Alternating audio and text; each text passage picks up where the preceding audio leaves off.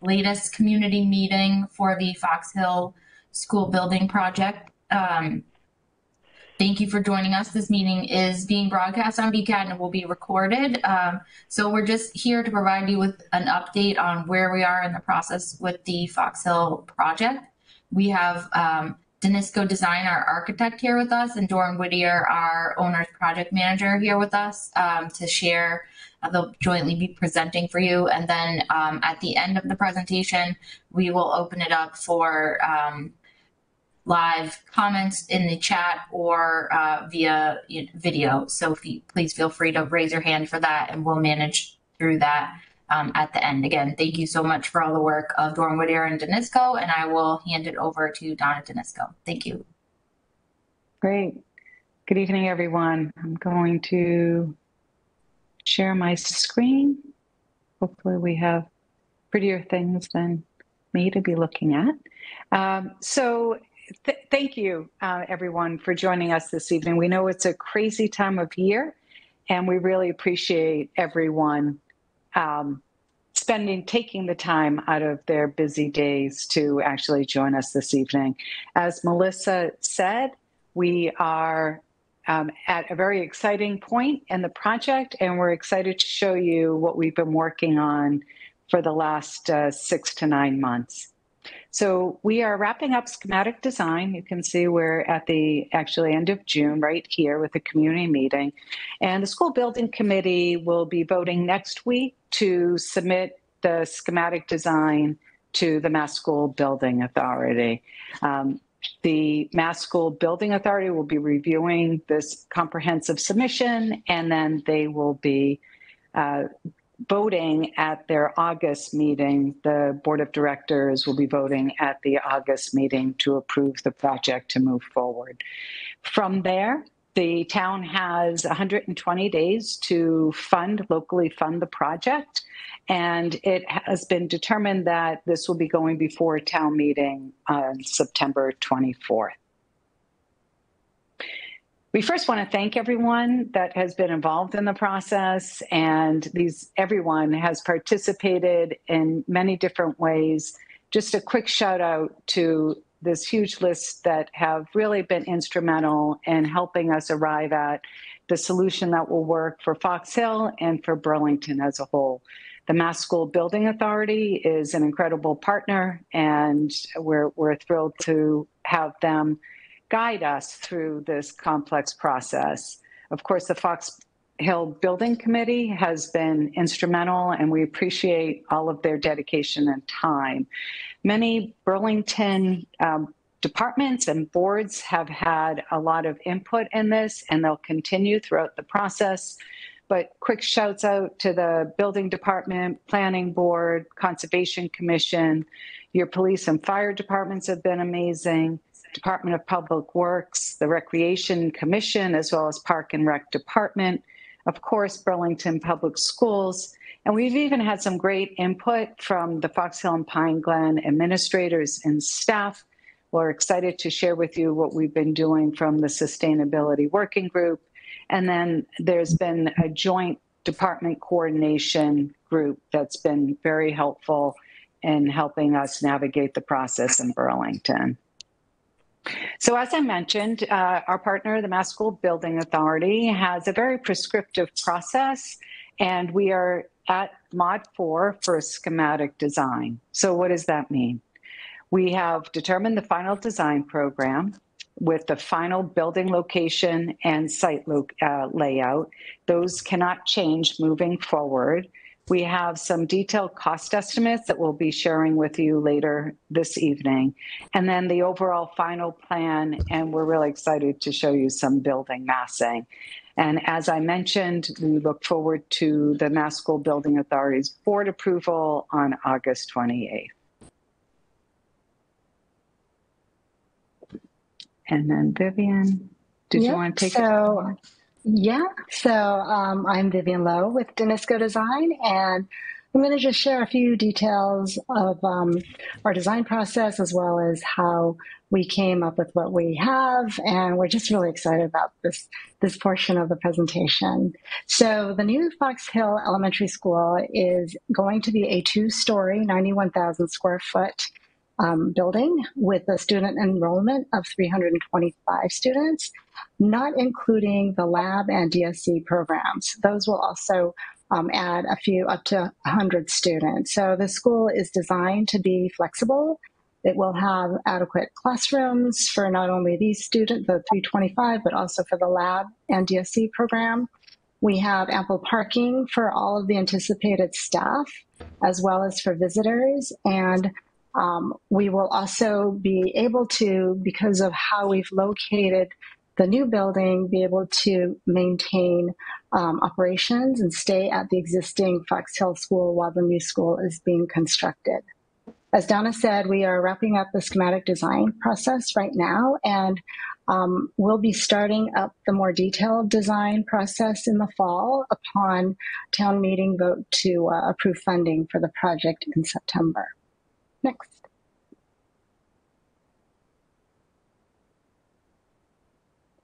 Donna, are you able to forward it? Thank you. I thought I did. Okay. Weird. Okay, great. So sustainability is a really key component for the design of this building.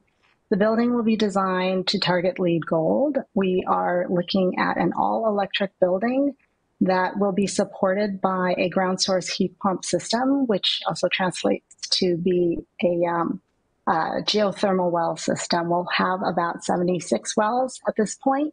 That will be confirmed at the next phase as we continue to develop the design and continue with our energy modeling.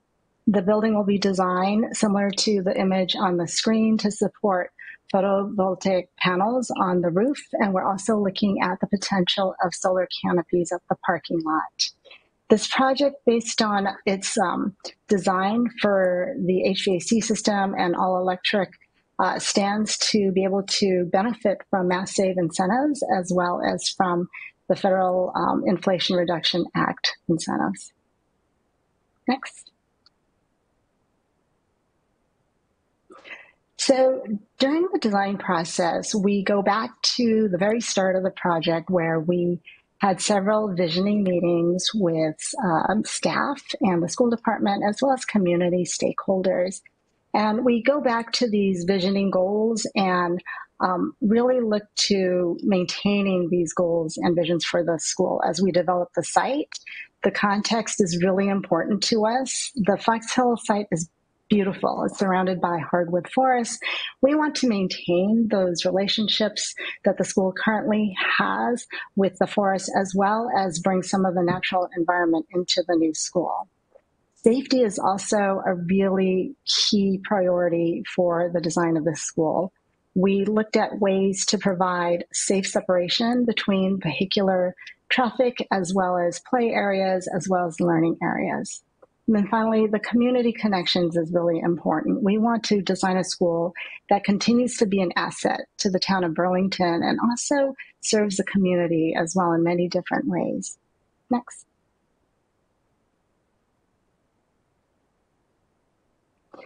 All right, so at our earlier design phases, through the feasibility study phases, we looked at different locations for the school and different configurations. And at the end of feasibility study, we landed on the two-story building on the north side of the site. This new building will be designed and constructed pretty much where the existing parking lot is. So that's how we're able to maintain the existing school. I'm not sure if you can see it on this drawing, but there's a red outline for where the existing snowflake-shaped school is. We're going to be talking about phasing a little bit later, but this allows us to continue to provide the queuing needed for parent drop-off, the bus drop-off areas, as well as some play areas for the kids while the new school is being constructed. Next. Yeah. So it's really important for us to balance all of these components. So the safety and security piece really takes precedence, and we studied the layout of the site in pretty much many iterations, and really looked at it in depth. The design takes advantage of a traffic circle. So when you move northbound on Fox Hill, there is now going to be a traffic circle that serves to calm traffic, slows traffic down, also provides an efficient way to get in and through the site.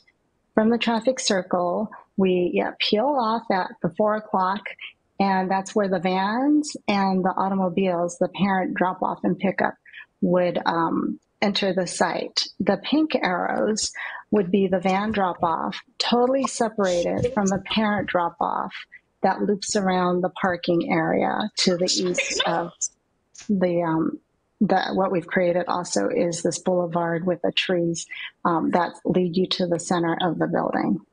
To the northwest is a bus loop that, again, is totally separated from the vans and the automobile drop-off. And then by locating the building where it is located, we're able to provide service to the north of the building, as well as be able to provide a 360-degree access for emergency vehicles. So while the school on the east side has the playground and outdoor learning areas, it's going to be paved in such a way that emergency vehicles will be able to access and go all the way around the building. Next. So we've also, as Donna had mentioned, met with many community members, as well as Parks and Rec and the Parks and Rec Commission. And their feedback was really great. We've been able to balance the site design in such a way that while still providing the total separation and safety of the vehicular access, we're able to provide also a multi-purpose field, which is sized to accommodate lacrosse, and that's kind of the dark rectangle there, as well as a smaller kickball field to the right, to the northeast, and that would be used, this whole entire site then can be used by the school during the school day, during PE, as well as by the community during off-school hours. This lacrosse field and some space to the east of it can also be subdivided into 3 U10 soccer fields. We're also required to provide access to the fields, and you'll see this path that meanders around the north side and then around the east and then down to the south that we can also use to connect back to some of the existing trails around the school. Next. And then finally, what we're able to do is provide some really wonderful outdoor learning areas and spaces for the kids. This will be such a great support to the amazing science program that Burlington has. So if we move around from the north side, these red arrows indicate building access points and egress points. The arrow to the north is how kids can go in and out of the school to an outdoor classroom, as well as be able to access this area that is very close to the cafeteria, used for outdoor dining, but during non-lunch hours can also be used by classrooms. We provide opportunities for a nature classroom that has connections back to the wetlands that are located to the north of the school. And then as you scoop around the east side of the school, we'll have more active play areas such as basketball courts, as well as some painted play surfaces and the playground structure. And we're looking to design the playground structure area so that it's fully accessible, where there are connecting ramps to platforms, to slides, where kids of all abilities can use. Next.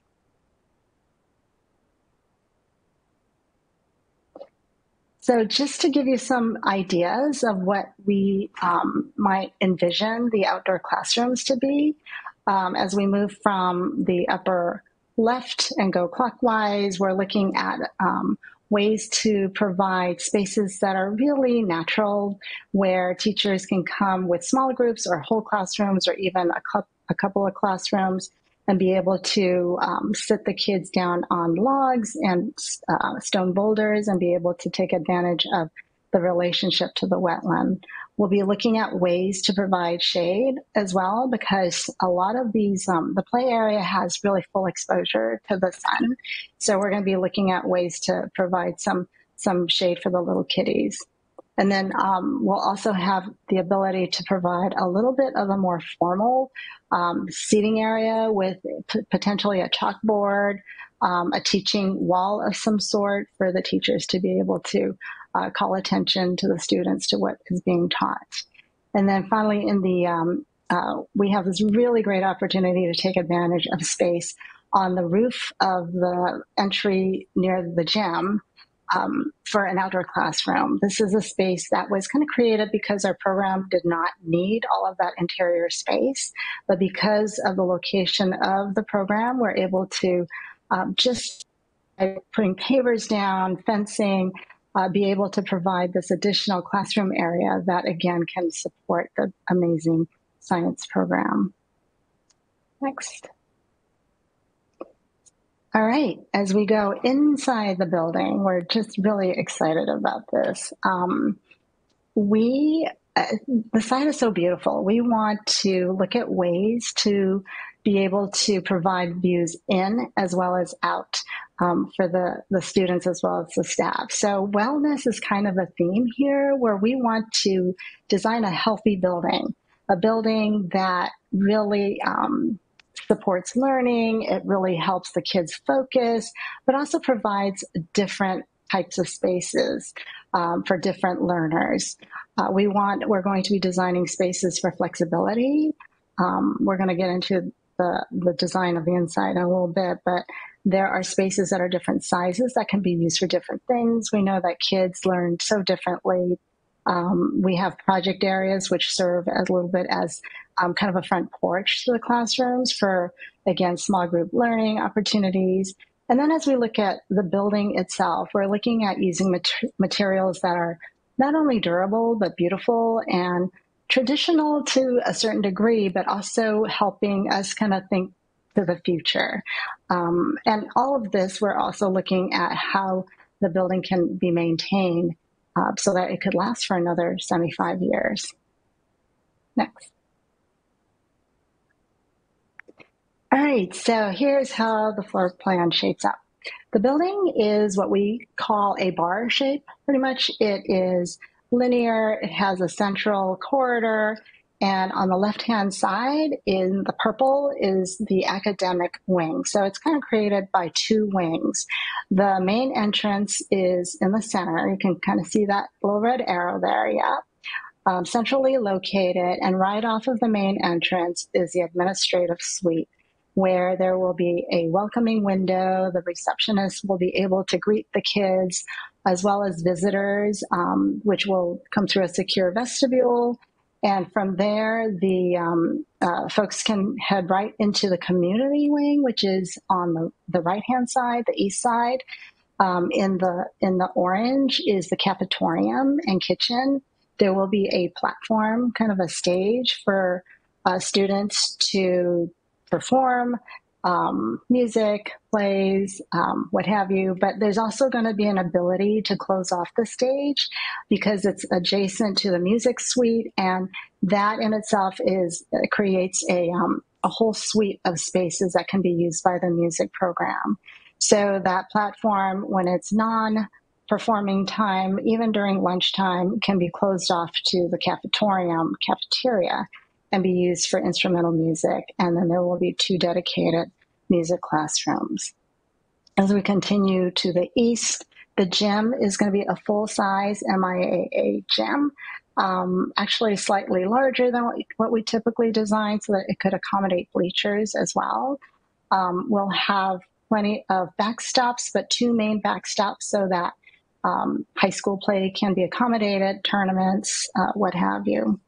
There's going to be a dedicated entrance, the little arrow there to the south, for after hours use. So folks can park in the parking lot right across the way and be able to access the gym through that doorway.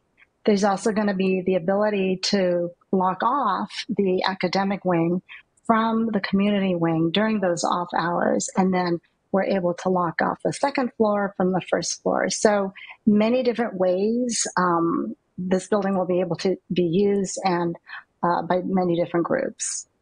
And then when we go upstairs to the second floor, the academic wing pretty much mirrors the first floor. Again, what I didn't mention before is that there will be 3 grades per floor, and each grade will be clustered in neighborhoods around project areas. Within the academic area, the special education spaces will be integrated. So there won't be a separate wing, but there will be an ability for folks to use spaces flexibly.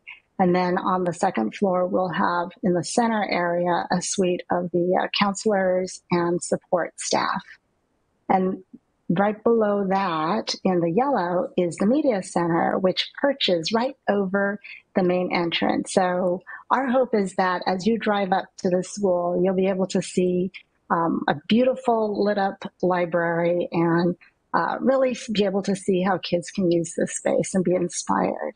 So as you move from the media center eastward, you'll see a purple space, which is the science, technology, engineering space that is then adjacent to the art room. So our intent is to design a suite, a gallery of sorts up on the second floor that then can spill out into this outdoor learning area, which is in gray.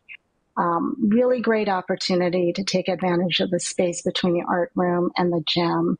And that space is large enough. It's basically the size of the art room. So we're really excited about this, the ability to create these wonderful spaces that can be used by not only the science curriculum, but really celebrate the arts and be able to display children's artwork and show, so the kids can really be proud of their school and of their work.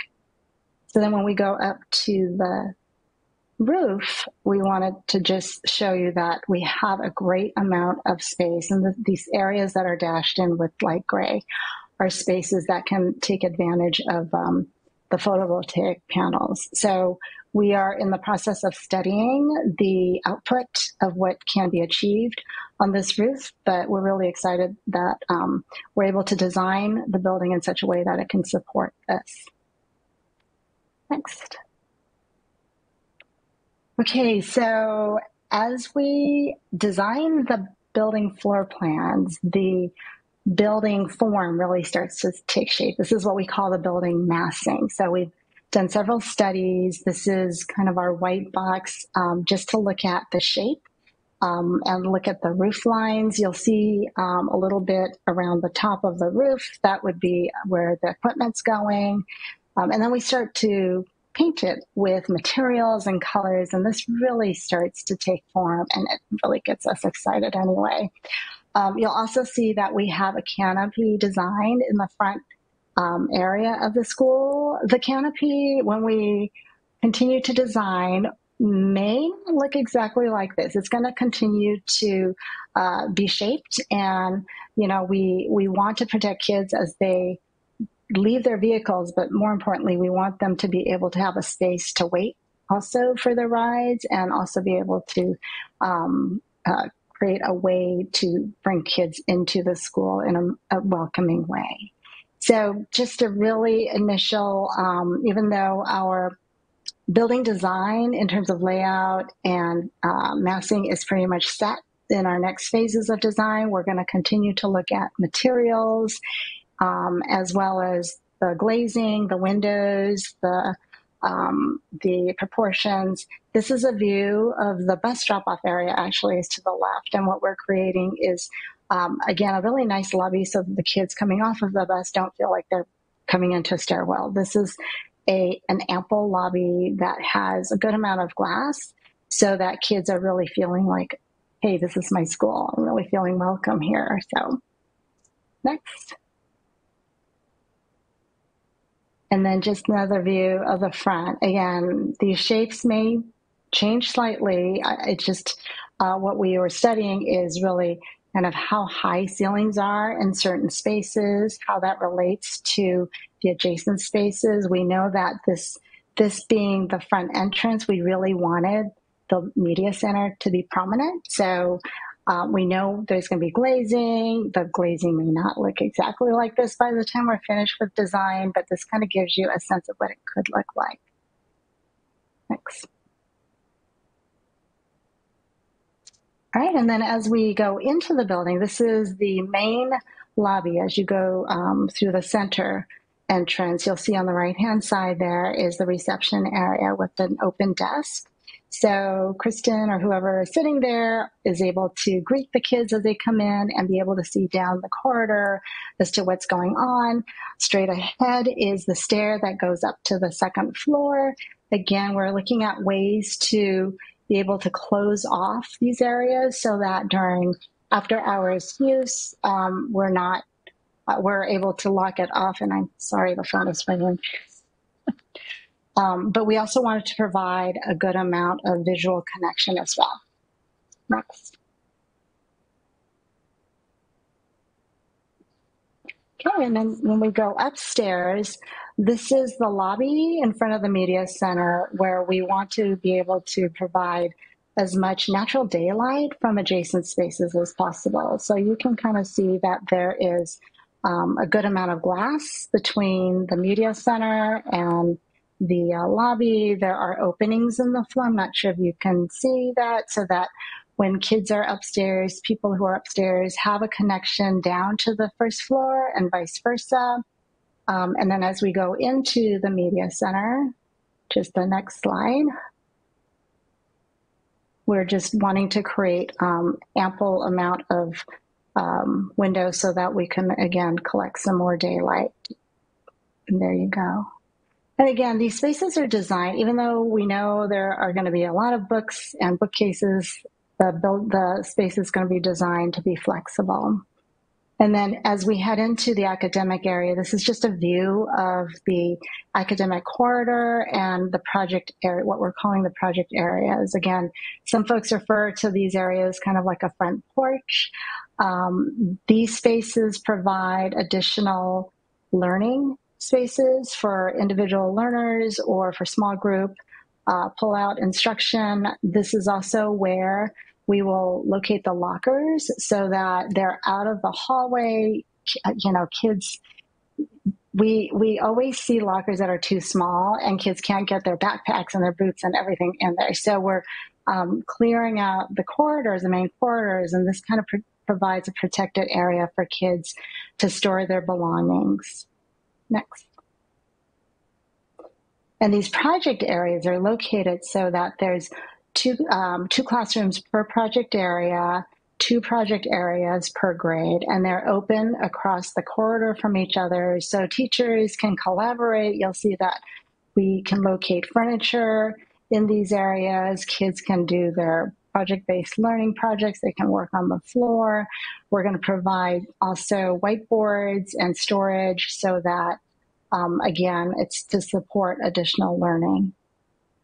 Next. And then when we look at this neighborhood three-dimensionally, this is kind of a cutaway. And you'll see that the center area is the project area or project areas with the 2 classrooms in between. It's in between the 2 classrooms. And then if we go to the next slide, you'll see that we just have a quick view of design of the classroom. We're designing these so that there is ample storage for teachers. There is a teaching wall on one side, more whiteboard. We have 2 sinks per classroom, supports project-based learning, and again, ample windows for natural daylight. Next.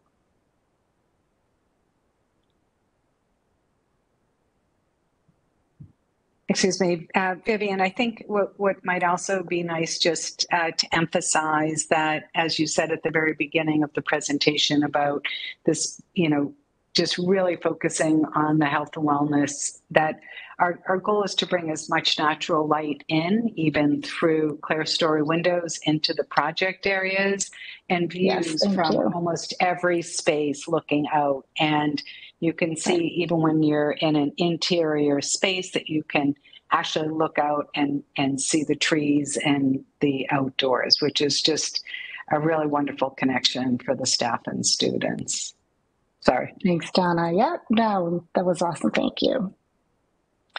All right, so we'll just want to share general phasing with you all. So the project will be completed in 3 general phases. The first phase is really construction of the new building. You'll see here that we will, because we're taking over space that is currently parking lot, we will be creating a temporary parking lot as well as temporary playground for the kids to the east of the existing building. We're able to maintain the existing queuing around the existing building for the parent drop off and pick up, and the buses will pretty much be able to maintain their current drop off situation with a circle at the end of that driveway for turnaround. We're able to totally separate the construction activities from the operations of the existing school, safety being really first and foremost. Some of this work will be done during vacation weeks, during the summers, but some of this initial work will need to be done probably during the spring break as we look at preliminarily the schedule. So this first construction phase for the new school to be completed will likely be in the 20 to 22 month range. Once the new school is completed, then the students can move out of the existing snowflake shape into the new school, and that's when we are able to then abate and demolish the existing school, and then second phase would be that, and also rejiggering that area that is currently taken over by that school so that we could then build the new parking lot as well as the fields, which is the third phase. So the second and third phase we anticipate would be about an 8-month period. So all in all, it would be about a 30-month period from start to finish. And I think we're going to turn it over to Steve Brown now with Doran Whittier to talk a little bit more about the project and the budget. Great. Thank you, Vivian. Good evening. My name is Steve Brown. I'm serving in the project's capacity as project director in my role at Doran Whittier as senior project manager and just one member of the owner's project management or OPM consultant team. Also joining us tonight is Andrea O'Toole as project manager, but there's also several other folks working behind the scenes on your behalf. Over the next several minutes, I hope to cover a few of the following topics. 1, construction estimating and the project budgeting process, the schematic design and updated project costs, the estimated annual taxpayer, average taxpayer impact, the remaining timeline for the project and a few key dates. And then we hope to wrap up with some time for public comment and some Q&A. As Danisco just finished summarizing, the last 6 months have been very busy. Spent defining both interior, exterior building components, selecting preliminary finishes, materials, layouts, as well as special features that will ultimately give the project its character and uniqueness to the town of Burlington. But in addition to the building, the site's development components are equally as important. These include temporary facilities for construction, utilities such as electricity, sewer, stormwater management, and the creation of redefined and new roadways and sidewalks in and around the property. The schematic budget captures all of these elements, building and site, and including the schedule to see it all through. Therefore, at this milestone in the project's life cycle, it's a very, very critical one. It reflects all the design and planning efforts done over the last 16 months so that the budget we form now can support the town and Burlington Public Schools' vision for the new Fox Hill School into the future. Before we go on to the next slide and actually see the values that we're talking about and updating since December's community meeting, I did just want to hit a couple of ground rules and just talk about the budget generally. Generally speaking, the total project budget can be broken down into 3 main components. First, there's construction costs, soft costs, and contingencies. We've assembled detailed estimate of the construction, and that will continue to evolve as the project does into design development in further phases. After all, schematic design is only approximately 50% through the entire design process, but at this stage, it's intended to be an upset limit. Outside of the direct construction costs, think the labor and materials to actually get it built, there are also soft costs. And these costs are things such as fees for the professional consultant teams, the designers, management consultants, engineers, et cetera, as well as the furniture and technologies in the building, estimated legal fees, insurances, and other administration costs. These two categories of costs, construction and soft cost, combine to make up the total cost for the project. Next, we factor in an estimate of what the Mass School Building Authority, or the MSBA's, reimbursement will be. This is the pay-as-we-go grant model made available by the state that will help ease the large portion of the financial load on the town. And lastly, after that, we determine the town's financial share of the project, which is an estimate after we factor in all the targeted federal and state grants and incentives that are available to the town. Next slide, please. So without much further ado, the next few slides hopefully look very familiar. They're the same format that we used at the December community update, which was at the end of preferred schematic report. And we're very happy to report right now in terms of total project cost, we're right where we were at the end of PSR, maybe slightly higher, which we'll get into a little bit. But right now, the total project cost stands at $100,484,141. After we've applied all the estimated policies by the MSBA, eligible space, put that into their total project budget template, we've estimated the MSBA's grant at an upside limit of $33,254,792, resulting in an ultimate local share after the MSBA's grant of $67,229,349. There's a couple other incentives and grants that we spoke about, and Vivian mentioned the ground source heat pump, which is a federal incentive, which is part of the Inflation Reduction Act, and also the Mass Save incentive for heat pumps and other incentives, which is actually not part of this amount that's targeted in red.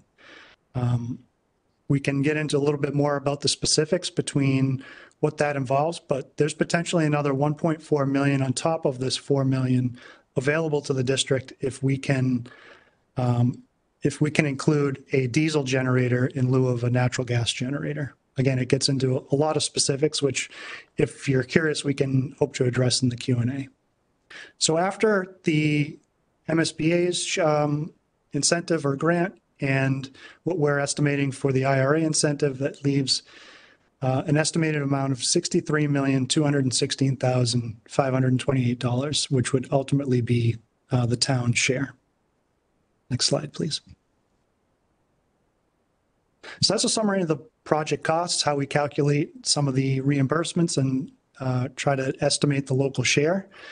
Ways and Means has been with us every step of the way. We have a few members that are part of the building committee, and we've taken that adjusted local share after the rebates. They've plugged it into their formulas and assumed a 25-year bond with a 5% rate in level payments. We understand that the actuals might vary a little bit, but these estimates provide a very realistic expectation after all those grants and incentives. And after those applied, Ways and Means have communicated to us and to the community and the building committee that that represents an average or a range of $203 to $207 on the annual tax bill. Next slide, please. So Don had mentioned how we got here, where we've come over the last 16 months or so. But looking forward into the future, again, emphasizing just the critical nature of this milestone, after we've have the town and building committee's approval to submit to the MSBA, they review, the MSBA then meets in August to commit their portion of the project, and therefore the town goes and secures funding at fall town meeting. Beyond that, Module 6, 7, and 8 through the MSBA's process, which starts with detailed design, design development, construction documents, and into construction, we've estimated at this point in a very realistic estimate of what that could mean. But once we start to look at potential dates for occupying the school, it's really not until the first quarter of at the earliest of first quarter of 2028. So It's a long process. As Donna mentioned, it's very prescriptive. But here we are at this very important milestone. And beyond that, really comes down to what happens after fall town meeting. Next slide, please. A couple of key dates. I think I heard it mentioned earlier this evening, but the school building committee will meet on Tuesday, June 25th. That'll be to confirm the budget and the schematic design submission to the MSBA. Following that, we package everything up in the submittal and have that submitted to the MSBA by June 27th. Following that, the MSBA reviews the submission, and we will plan to meet at their board meeting to review the project scope and budget on August 28th. And following that, other than just public outreach, the fall town meeting will begin on September 23rd. And that would be to confirm and approve the funding for the project. And so we've done a lot of the speaking so far. We've brought you up to speed over the last 16 months. I'm sure there's questions. Just a couple of ground rules. These are not any different than previous community forums. You can either raise your hand electronically in the chat or post your comment in the chat. Bob Kuna, who's administering the WebEx, will do his best to try to determine the order and get everybody's voice heard. If you are chosen to speak, please state your name. And we hope you can respect an approximate 3-minute time limit to ask your question, comments, and solicit feedback so we can make sure everybody's voice gets heard. So with that, I'll turn it over to Bob, and hopefully we can address all your comments. Yeah, I think I know there are a couple of people that, or one person that has their hand raised, but there's been a little bit of chat. So just so for everyone, make sure we answer the questions. Someone had asked if the fields will be lit so they can be used in the evening. And the answer to that is no. We want to be respectful of the neighborhood of the Fox Hills School. And so there will be no lights incorporated as part of this project. We were remiss, we did not point out that there's an elevator, but there is absolutely an elevator in addition to the 4 stairs. So thank you for asking that question. And just to reiterate that the goal of the design of the building with the durable materials is that the building has a lifespan of 50 to 75 years. That's really important to note, that this will be a very important school that will be part of your community for many, many years.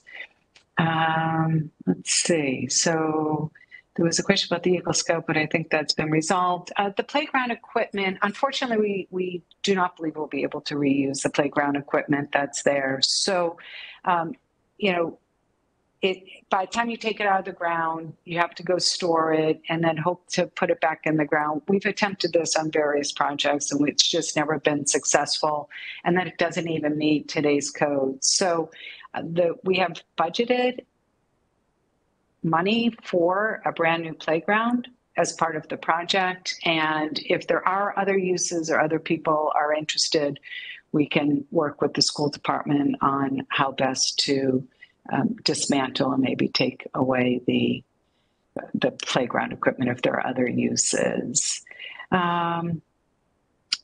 So we need to turn up the lights at the high school.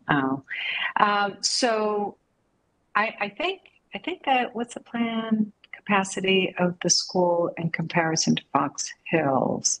So the current plan is for 325 students plus approximately 100 students for the DSC special ed program, as well as the existing lab program. So the overall population will be pretty much where you are now.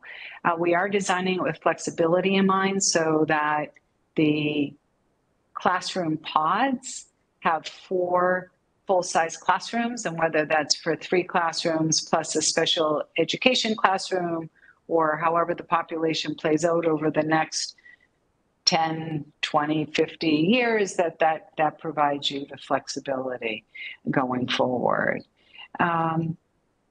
So I think the question. There was a couple of people that had their hands raised. Bob, is that right?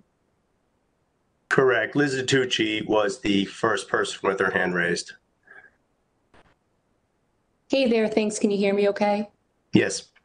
Okay, Liz DiTucci. I'm a current Fox Hill parent, and I'm also a town meeting member. So I wanted to get more information on the sizing. First of all, the school looks beautiful, and you guys have designed something that looks amazing.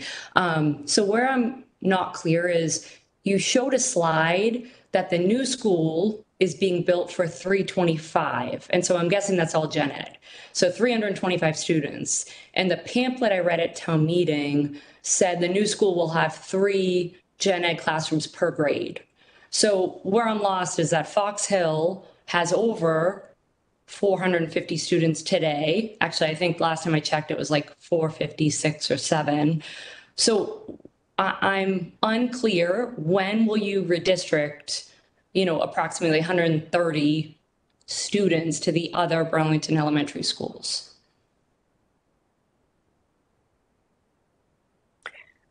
I can maybe take a stab at it. I think the first objective would be to receive funding and support locally for the project, and then that would be a decision and discussion, obviously, that would need to occur with school committee and the school department. But some of the other schools have excess capacity currently, and so this would be just leveling out the enrollment. I don't know if anyone else would like to add anything to that.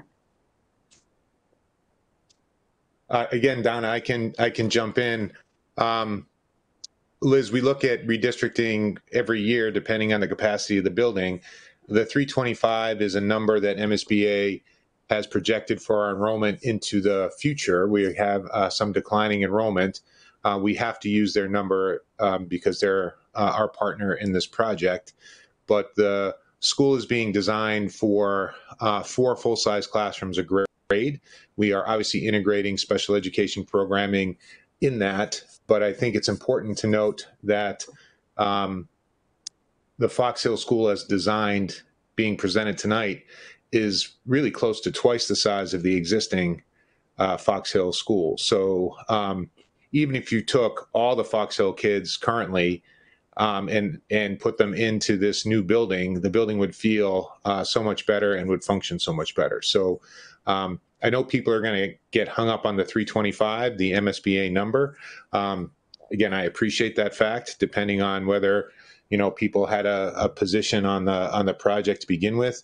But this is the current Fox Hill School is roughly 60,000 square feet, and this is a 91,000, 92,000 square foot building. So I think it'll serve the community well into the future, and it has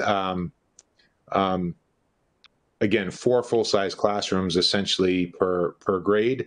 We're just using them in a different capacity at the start of the building's life. Okay, quick follow-up. So thank you.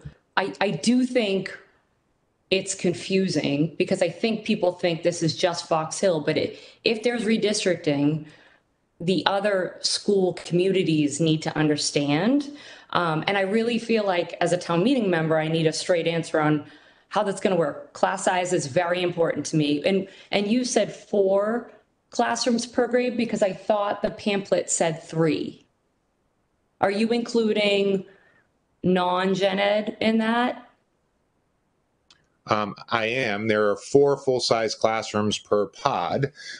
We are using one of those classrooms for special ed programming in the initial life of the building. And I think when people think about redistricting, they always quote the numbers of students that are in the buildings now. But what the MSBA is projecting is in the next 3 to 4 to 5 years, there'll be fewer elementary students in the district.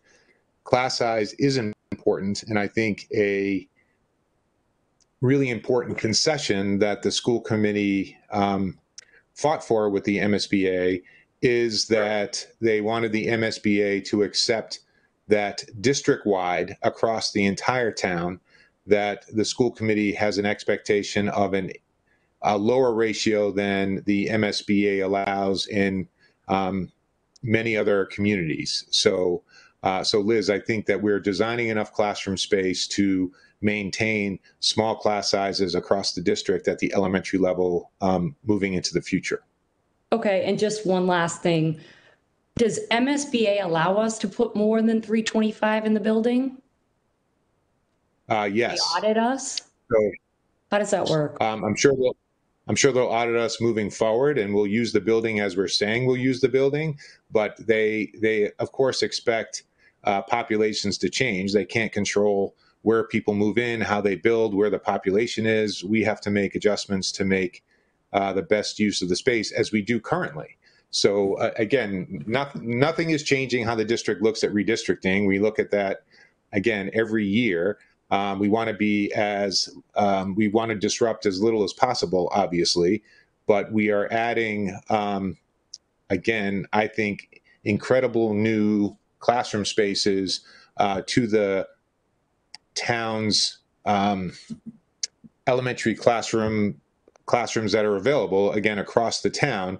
And I think the MSBA really agreed with the Burlington School Committee that the expectation in town was for a lower elementary class size than they normally accept. So again, I'll be very specific, Liz, because everyone's saying, oh, you're not being transparent. The MSBA designs sort of looks at towns at Donna, please correct me, or Steve, typically a 23 student average class size. The Burlington School Committee said that's larger than we typically have. We would like you to consider it an 18 students per class size, and the MSBA accepted that number, and therefore the classrooms reflect the 18-to-1 ratio across all elementary schools moving into the future. Okay, thank you. Eric, Dr. Conte, if it's okay, there was another question somewhat related to this, the current number of lab or the DSC students in the school. So for lab, I believe the number is actually much lower than the design is. I believe there's like 7 students per classroom, and there are 3 classrooms at Fox Hill right now. So we're actually slightly anticipating for future use and expansion. I don't know if you have anything else to add to that, but right. So the there's numbers more flexibility built in there, right?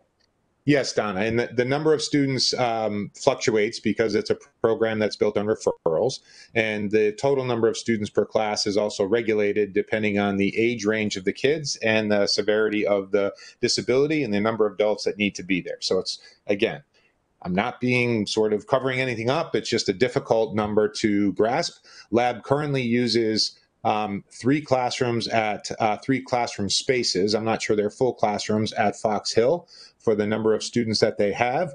One of their classrooms actually was moved to the Memorial School because of a lack of space. The new school is actually being designed with 4 classroom spaces available for the lab program moving forward. And we expect the number of lab students to be able to fit in those classrooms currently and into the future, depending on the number of referrals and students. In terms of DSC students, there are currently no developmental skills classroom students. Those are Burlington programs. That's a Burlington program. There are no DSC classrooms at Fox Hill. All of those classrooms are at Pine Glen. We've started with 1. We currently have 5, and we believe we're going to need 6 in the near future. So that program is growing. We don't want to have one of our schools completely housing a developmental skills program because it will take over the entire school. So we're planning on dividing that program into appropriate student groups and moving 3 of those classrooms or half the program to the new Fox Hill when the Fox Hill is built. So we will be moving students from Pine Glen. It's a district program, so they're bused from all over the district to Pine Glen. We will be taking half of those students, 3 of those classrooms, and moving them into the new Fox Hill. So that is the plan for now. And we will see how we'll see how things evolve. Again, we look at redistricting, we look at number of kids, where they're located in the district, how families move in. We look at that every year. So when you say current student number at Fox Hill is 400 plus, again, I think it's around 440, or someone mentioned an exact number. Is that including then lab and DSE students? I don't believe it's including DSE students because they're all currently at Pine Glen. And it's mostly gen ed. And I would have to get you, I think there's, Donna, 14 or 15. There have been, again, the students are fluctuating in the lab program, but those students, I'm not sure, are included in the 400 plus general education numbers currently at Fox Hill. Yeah, I'd have to verify that. I know there's 2 different numbers out there, right? So if everyone's okay with that, we can clarify and respond after just to make sure. I'm just quick. Does anyone have their hands up, or I can just continue to look at the chat? Yeah, Donna, I'm going to call in the next person while we review the chat. So, Great. Monty Pearson. Okay.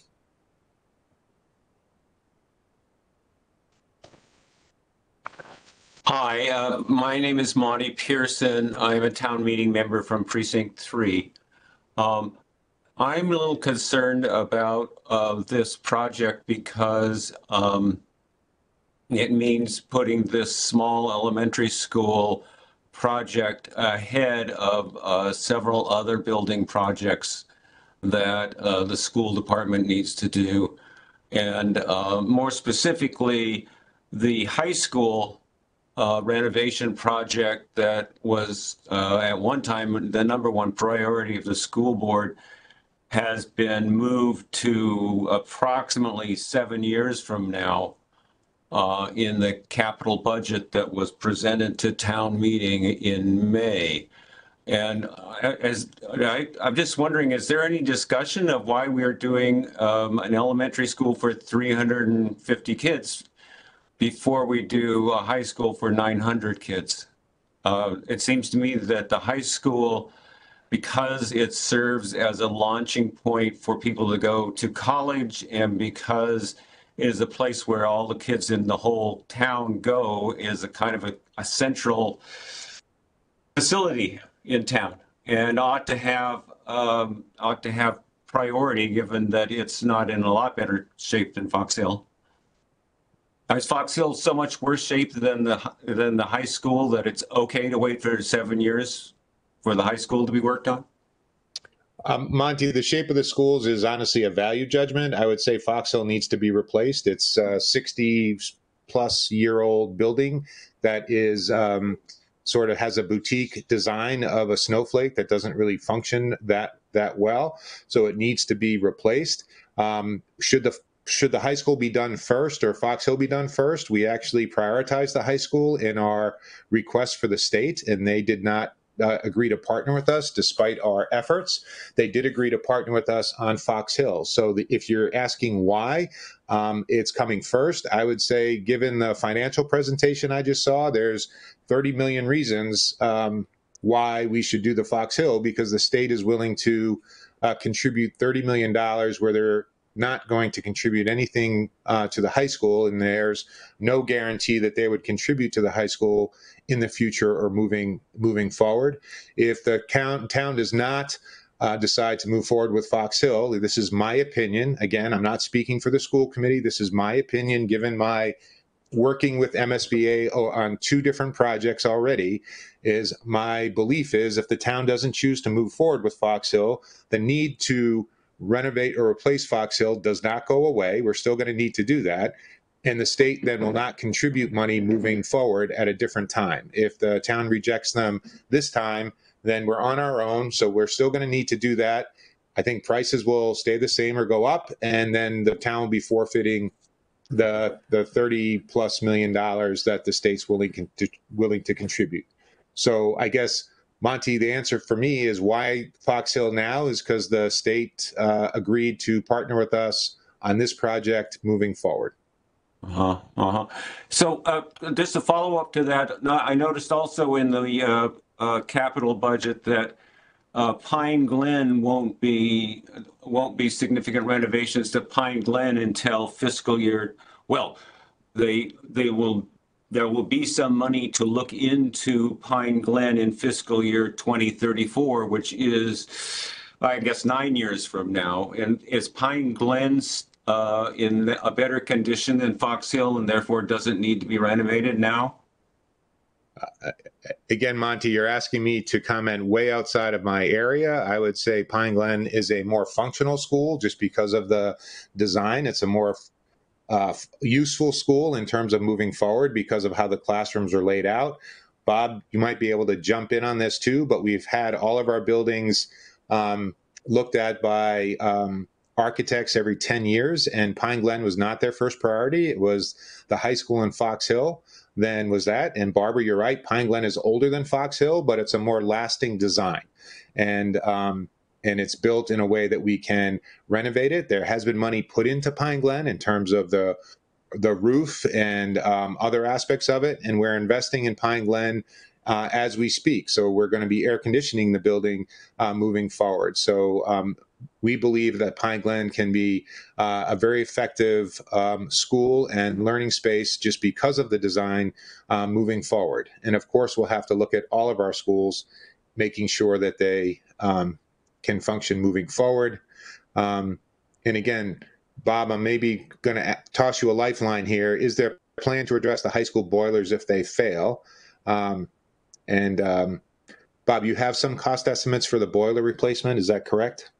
So currently, actually just recently, town meeting voted to fund retubing the boilers at the high school and some additional HVAC work. So that will take place once July 1 hits and the funding is available. So we're scheduling that work right there. As far as directly replacing the boilers, I don't think it's a need to right this second, just because of the condition that they're in. Retubing will satisfy that need to get us by for the next 10 or so years. And then as far as just to comment on the Pine Glen, yes, I agree. Pine Glen is functionally a better and structurally a better building than Fox Hill is. And the reports that we have will back that up.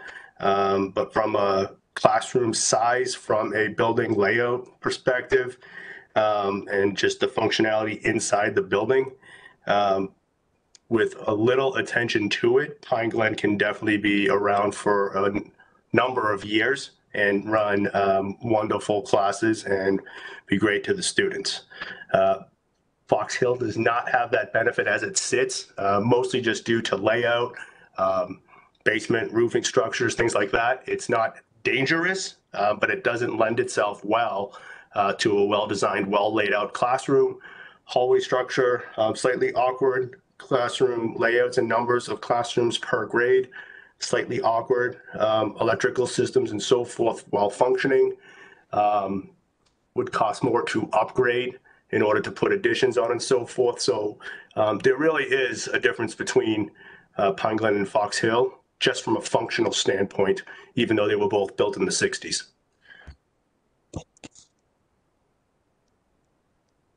I think just a couple other things. Someone was asking, that's wonderful that you have 18 students per classroom at Fox Hill. What about the other schools? So yes, in fact, that was part of the district's argument with MSBA that every school should be based on 18 students per classroom. So that is 100% a commitment by the school committee and school department. So that hopefully answers that question. There's some other questions, but I don't know if there's anyone else that wanted to ask anything, or I can just keep going. Yeah, Donna, if I could just keep jumping in, there's a few people that have had their hand up for a few minutes. Yeah, so let please. me go to Please. Jason Denig, please.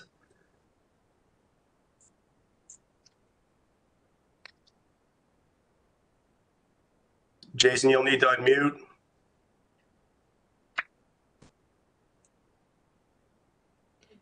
All right, Jason, we'll give you 2 more seconds and then we'll move on and come back to you. So let's try Bob. There is no last name, so just Bob.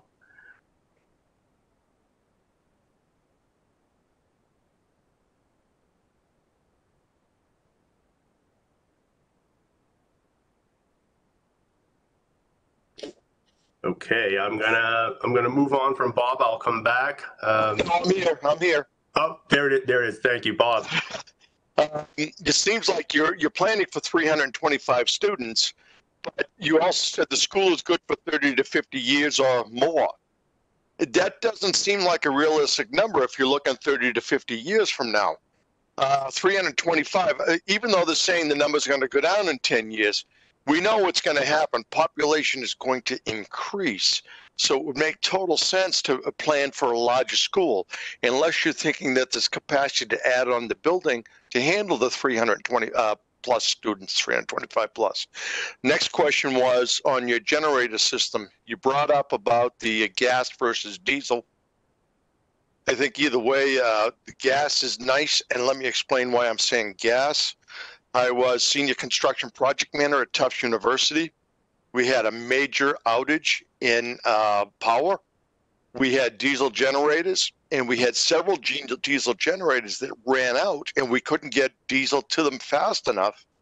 And we're talking about laboratories with all kinds of equipment and everything else that was urgent. I mean, seriously urgent. And we couldn't feed those laboratories to the point that we had to pack up experiments and stuff and move out. So the generator with gas is an automatic. You don't have to worry about keeping it full. And as you know, in an emergency, getting diesel will be a problem. And that's just a thought for you. And the next thing with the diesel generators, they're big enough to run a good portion of the school, because going down the road, it would be great to have a new place in case we had to have a new cooling center that would handle with gas backup generators for any emergency that might come up, or hurricanes, any of that type of stuff.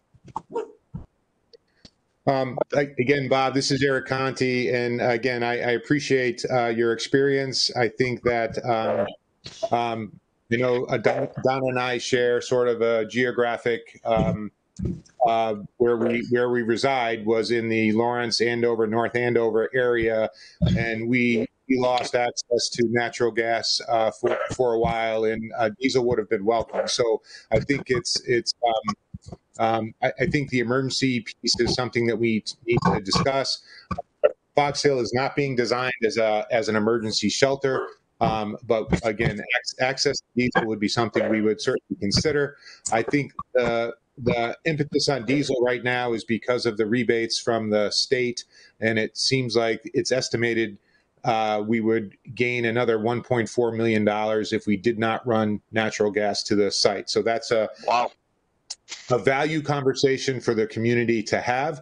I don't have anything against a natural gas or diesel generator, but the idea that natural gas is sort of always available, I would just, I lived through not having access to natural gas. To your other question, again, the design of the building is, I understand the 325, and that is based on an enrollment model that the MSBA has moved forward with, looking at the entire town of Burlington. The Fox Hill School as designed is literally, again, almost twice as large as the current Fox Hill School. There are 4 classroom pods across 6 grades, so that would be 24 classrooms into the future that a future superintendent will be able to work with. In fact, I think there are 2 additional full-size classrooms available in the building, which would bring it to 26. And even if we stuck at 18 students a building, that is 468 468 students. I think the building has enough growth capacity, depending on how it's used, and in conjunction with the 3 other elementary schools, for us to handle future growth in the town moving forward. So I do think there's some future proofing in this conversation, and the MSBA again has really worked with Burlington to make sure that we are they will honor the smaller class size across the district and also build a much larger elementary school. Fox Hill will be our 2nd largest elementary school by square feet. It'll be Francis Wyman, Fox Hill, then Memorial, then Pine Glen in terms of size. And I think just to add to that, even though, again, as it goes back to the actual size of the building and the actual appropriate spaces for all of the staff and students that it serves, we actually have looked at and thought about how you can put an addition on, right? So that it can be put on in a way that will not be an afterthought, wouldn't be modulars, they wouldn't be tucked behind the school or in front of the school. So we've actually thought about if you needed an expansion sometime in the future, that you could certainly add on to the academic wing. Well, it sounds like if you looked at it, then that's great, because that's something you're going to have. I think you're going to have to plan on. The amount of growth we've had in Burlington has been fantastic, and it's going to continue. And we have a great setup here for Burlington to be able to do that. It's fantastic. So that's why I was bringing that up. It was more of a just general that I've experienced at both Bunker Hill Community College over the years, and then again Tufts University, because of the fact that it's I've been through both on both ends. That's fantastic. All right, thank you. Bob Cuna, may I, Jason typed in some questions instead of the microphone. May I get to those? Of course. Do you want me to read them or? No, I can do it.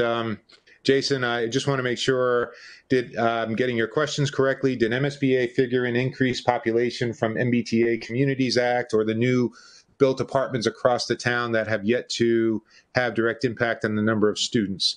I'm not sure about the MBTA. I think the MSBA, the School Building Authority, has their a very detailed enrollment projection formula that they use, and they basically say they have 10 years of accurate data to prove their methodology. So I do think they look at some of the new construction, they look at the age of the population. I think they look at the birth rate over time. I'm not going to be able to explain their enrollment projection stuff, but I don't know about the MSBA impact on the population or whether that was considered. We can certainly find that out. Donna, or Steve, do you happen to know if they look at the MBTA Communities Act?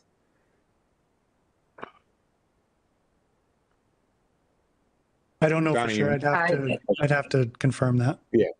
All right. So yeah, that I'm Jason, not sure, but just to add to that, MSBA wants to provide schools that you're not going to be back in 5-10 years and say we're out of space, that they're not in the business to have to be adding on to schools, right? Their goal is to provide you with the space that you need within your district that will last you for years and years and years. It is challenging, but they have a very prescriptive method when they do their enrollment. They look at in-migration, they look at out-migration, they have all kinds of factors that they look at. And to the best of my knowledge, they've been pretty accurate when they're looking at projections for districts. The other thing as well is that the enrollment projections in 10 years or 10 years from when you agreed to the enrollment was actually slightly lower from an overall enrollment for the entire district But what they did was they took the number that you would need the day that the Fox Hill School move in. So I don't know if that helps either. Yeah, and enrollment's, Jason, enrollment's really tricky because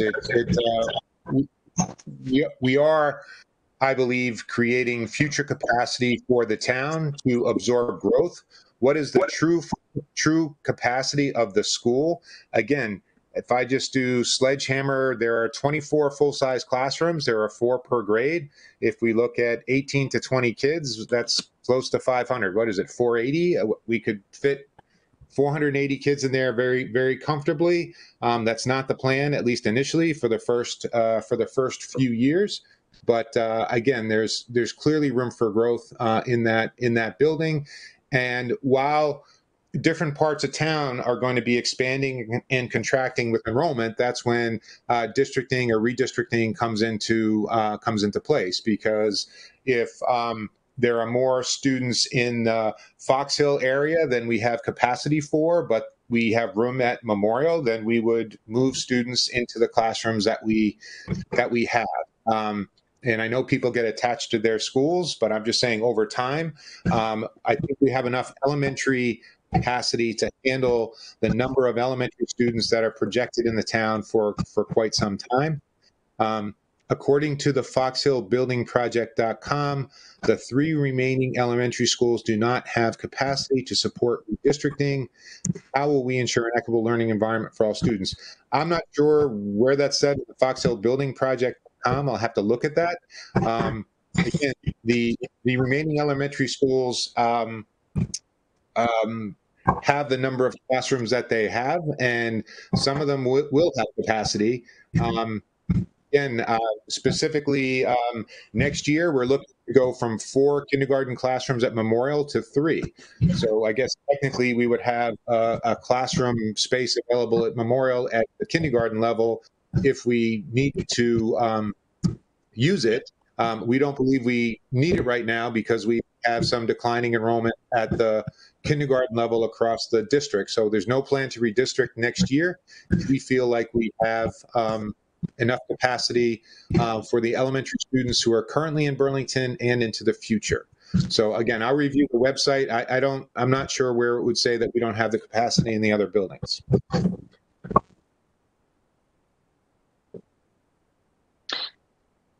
And Eric, not to belabor the point, but another point is that we're actually moving some of the students from Pine Glen, right? You're removing 3 classrooms that are currently there into Fox Hill. So I think it's a lot of moving parts, and it's hard to pinpoint exactly, a point in time with the overall capacity, and it changes year over year.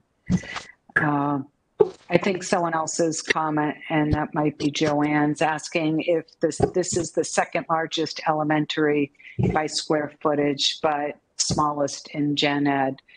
Again, we're kind of going around and around. It's the second largest.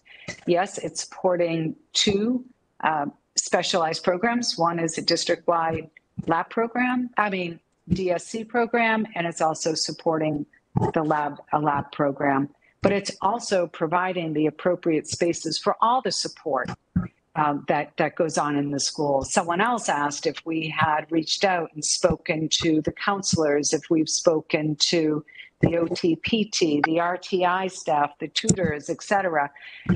The amount of staff and support you provide for students is commendable and amazing.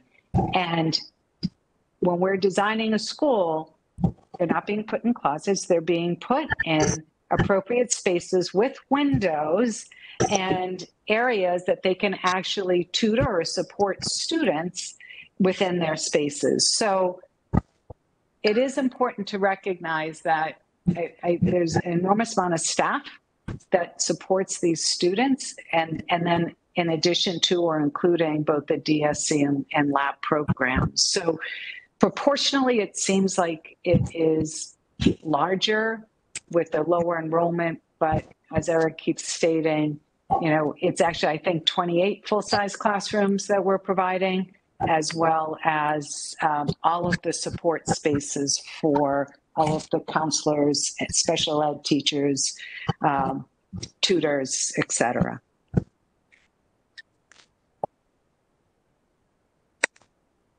Donna, I'm going to jump to Millie Nash, please. She's had her hand up for a while. I pressed. Can you hear me? We can hear you, Millie. Can you hear me? Yep. Oh, okay. This is Millie Nash. I'm a town meeting member from Precinct 3. And I've been listening to this, and I liked many of the things that I heard when one of your presenters said that community connections are important. And I think that is really, really true. But then I get wondering about certain things, and as more and more discussion takes place, it becomes more confusing. And apropos of the questions that were raised about the number of people that would be in Fox Hill and how many it could hold and how many seem to be being transferred from Pine Glen, it makes me wonder why, when I was listening to earlier discussions, it looked as if we had talked about combining Pine Glen and Fox Hill. And I would think that kind of consolidation might well give quality improvement, because you could make use of all the special ed kind of things for more kids. It would reduce the traffic impact, which is largely caused by people taking kids to school. It might possibly, if it's almost as big as Francis Wyman right now, maybe it should accommodate enough kids that it could become an emergency shelter for the other side of town, which would be good as well. So I guess I think there are going to be a lot of questions at town meeting about why is such a small percentage of the students taking up a building that seems big enough to hold them. Is there any chance we would not have to build a new Pine Glen down the road 10 years if this building is going to be as big as you're saying? Again, Millie, I think anything's possible. It would depend on what the enrollment is. And we would look at the number of elementary classrooms that are available across the district. If we have 16 kindergarten classrooms and we only need 12, then we would only utilize 12 classrooms. So it's really hard for me to answer these questions. Again, the enrollment projections aren't for today. The enrollment projections are out from today. And I think, Donna, you mentioned that the MSBA is looking at the projected number for the opening of school, which is in 4 years. So essentially a generation of elementary students away from now, and they're projecting that that number will decline from what it is now, and there's enough space to move forward given the full-size classrooms that exist. I guess one of the ways I frame this, and you don't need to agree with me, is if you take the current Fox Hill population of 440 students with lab programming, and if you asked all the teachers and principal, would they rather teach that group in the current building or in the new building, to a person, they would choose to do that in the new building because the spaces are larger and more appropriate. So we can clearly fit the current Fox Hill as designed into the new building. The percentage of students that the new building will serve will depend on districting, not on the size of the building. And it would depend on where the students are located, who's having kids when, and where in town they're living. And so that's not a duck of the question. That is just saying we don't have that information yet, but we look at making sure we try to maintain an 18-to-1 ratio across the entire town, and we try to redistrict as infrequently as possible because people get attached to the school building where they send their children. So we may need to redistrict. We probably will need to redistrict when we build a new school. We can redistrict by moving high-density housing, apartment complexes. We can move neighborhoods. We can also move programming. So there's a bunch of different levers we can we can pull to make sure the kids are distributed evenly. Again, the building will house many more than 325 students if that's what we need. And the future proofing was also to maintain 4 elementary school sites. So the town will have 4 elementary school sites moving into the future, into the next 50 to 75 years for another group of folks to consider the use of. So again, I think this design is very flexible and we can move forward. All right, I'm going to call the next person. Joanne, please.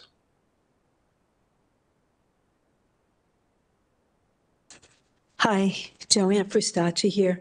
I'm a town meeting member and an abutter of the high school. I'm the person who placed the snarky comment in the chat about the high school lights. So just not my most important point, but just to elaborate on that. You know, it really does concern me that abutters of this neighborhood are taken so seriously that nighttime lighting would be an issue, because it's not an issue for the many streets, residential streets that abut the high school. So that just seems unfair. And the point that I think is more important is I watched a lot of the other meetings, the building committee meetings. I did attend the feedback session at the in the auditorium, and I think you all were in a bit of an echo chamber with those meetings. It seemed like a high concentration of like either very close abutters or family members of lots of people that were just, you know, very, very enthusiastic about this plan.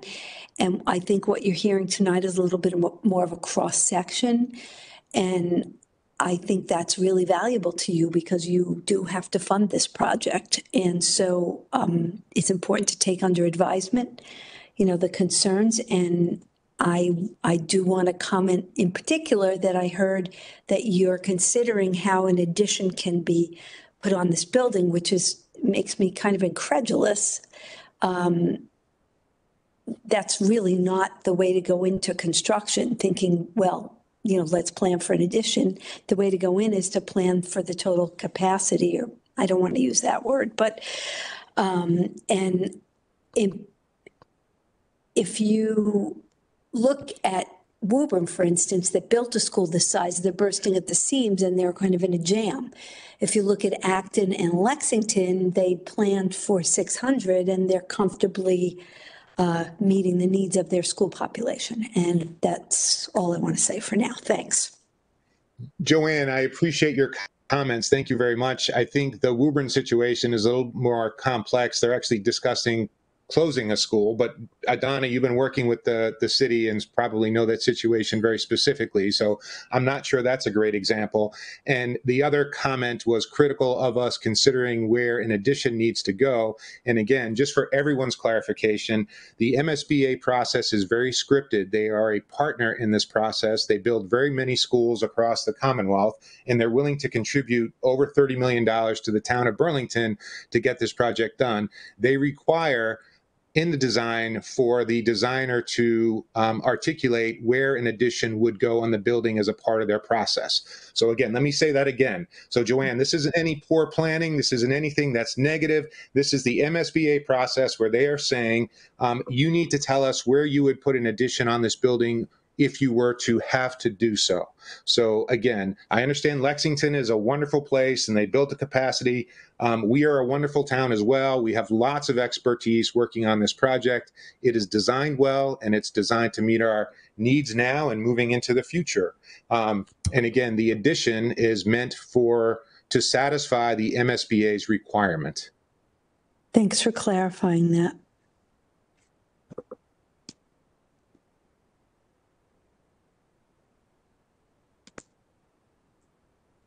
Great. I'm going to move to Sharon Lohr, please. Thank you. Hello, I'm Sharon Laurie, Precinct 3. I'm also a butter of the high school. So in Cambridge Street. So it's interesting that Fox Hill School doesn't want any lighting at night. I have several issues. I think the first one, I understand that technically it's for 325 people, students. However, there's the flexibility because you have the other special programs that would be going to the school as well. My concern is with your redistricting. And this is problematic because Mr. Conti, Dr. Conti, you stated that if you were to redistrict, perhaps you might take the apartment buildings out of the Fox Hill district. Now that's problematic because that's not fair. And I take issue with that. I'm a homeowner, but if I, rented apartment, bought a home in a certain district because I wanted my kids to be in that school, and you redistrict because I'm an apartment building renter, that's or condominium renter or owner. I don't think that's fair or that's reasonable. When we talk about deciding what's equitable, that's why it's not reasonable, because it's not equitable that you can take a certain segment of people, and technically that's what you would do, and make it more of an exclusive community versus an inclusive community. And again, let me just clarify, because I think that my words are being painted with a different intent than they had. What I said is redistricting can really have three factors to it. In Burlington, I said we can move high density properties, we can move neighborhoods, or we can move programs. Those are the three levers that we can use. The high density apartments that you're talking about are distributed across all of our schools, and we will continue to distribute them. And I'm very sensitive to equity issues when we redistrict. But redistricting is not it's something that we consider, we do very carefully. And I said we do it as rarely as possible because people get attached to their schools. But when the MSBA looks at our elementary capacity, they don't just look at Fox Hill, they look at all of the elementary classrooms across the district, as do I. And as people have also mentioned in the chat, the number of apartments and where they're built is also shifting. So there are high density apartments that aren't districted now that we may have at Corporate Drive. If we have more students move into that area, then we may need to think about where those students are districted. So we're not gonna make Fox Hill an exclusive school. We're not gonna pull high density apartments all out of one and put them in another. But the way Burlington's housing is distributed across town, that's one of the levers that we look at in terms of where kids are coming from and how do we get them to school. Okay. So thank you for the clarification. So let me talk about the MSBA.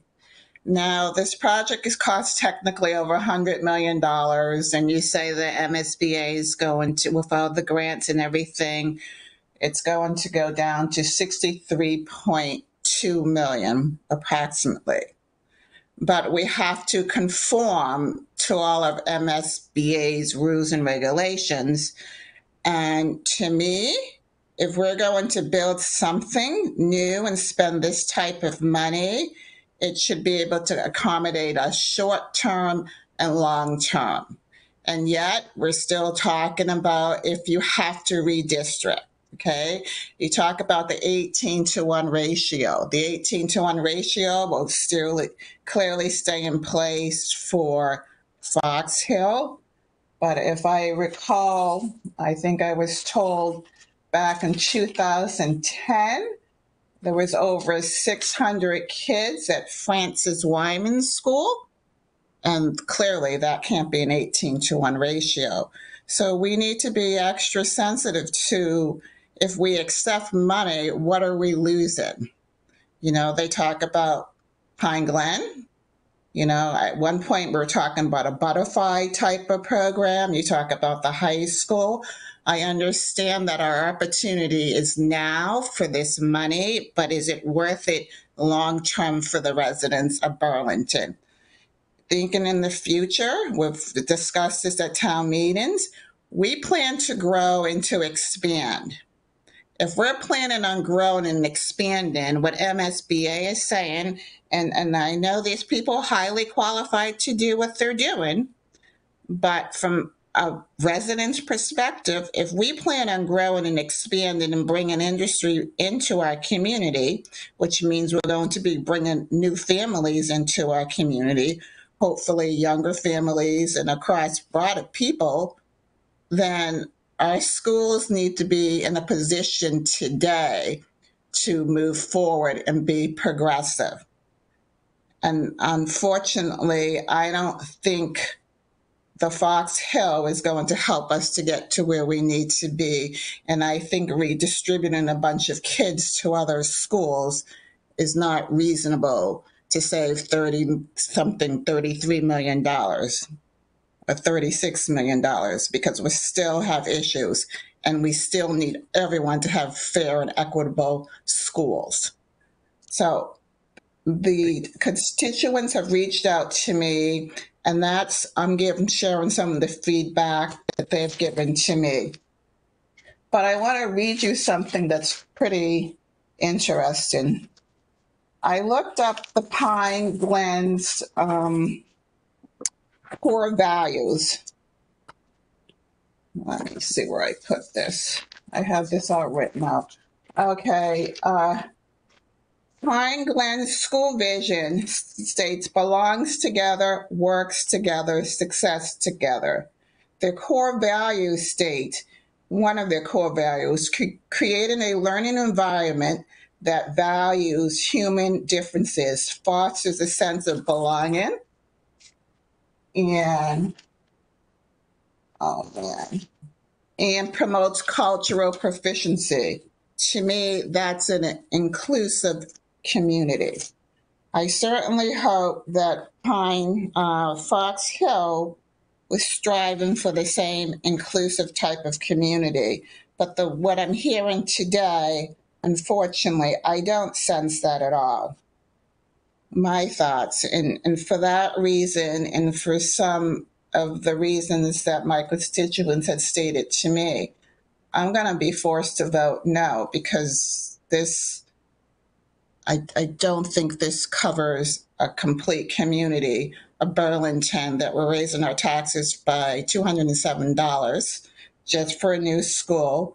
Technically, on paper, it looks like it's a 25% reduction in students. And I hear you're saying that you're going to bring in, some of the children from the Pine Glen School for the special services. But those are my personal thoughts. Thank you. And again, thank you for sharing. Again, maybe another point of clarification. If we don't do anything and keep the Fox Hill exactly as it is moving forward, we still may need to redistrict. So redistricting isn't driven by the new school. That may be a factor in redistricting, but we need to look at where the kids are and how they balance across the community every single year, regardless of whether we have a new Fox Hill or not.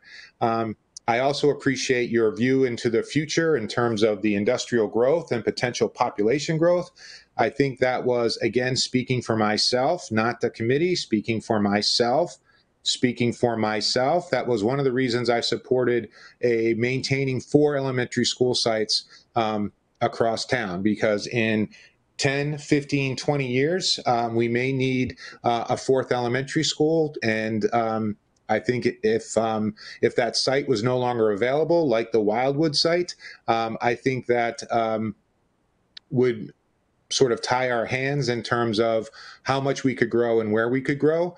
So I think maintaining 4 elementary school sites is also a way of future-proofing the town well into the next generation of families moving in. Understood, and thank you. If I may just shed some light also, there seems to be a couple of comments, both on video and in the chat about, equitable, the concern about Fox Hill and Pine Glen students.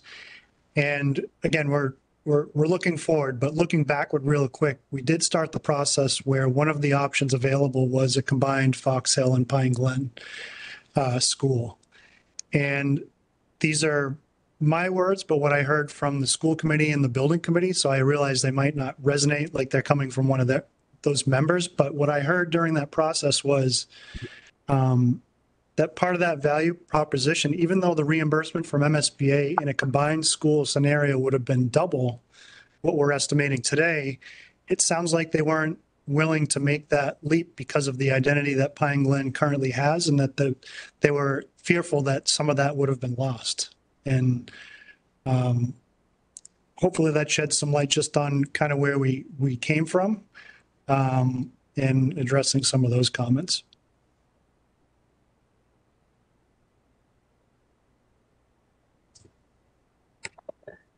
Thanks, Steve. I just want to confirm, Joanne, is your hand raised currently again or from the last comment? I don't believe you put it down. You are correct. I did not. Thanks for pointing that out. Nope, that's fine. Thank you. So currently there is no hands raised, but there are some more questions online from the chat. Yeah, sure. So there was a question about noise during construction, and there will be noise. We unfortunately cannot phase the construction around school summers. What we will try to do is have I think actually the steel and probably the noisiest aspects, I think will begin during the summer, but it will go beyond that. Other aspects of the real noise will, thinking about when we tear down the building, we want to be mindful of when we actually abate and tear down the building. But there will be some noise and a lot of excitement. The kids love it. And we've done this over and over and over again. And I believe you actually even did this at Memorial, where it can be a distraction. We make sure that the contractor is not making noise, even backing up trucks for very important exams such as MCAS or other exams that need to occur, and the kids need full attention.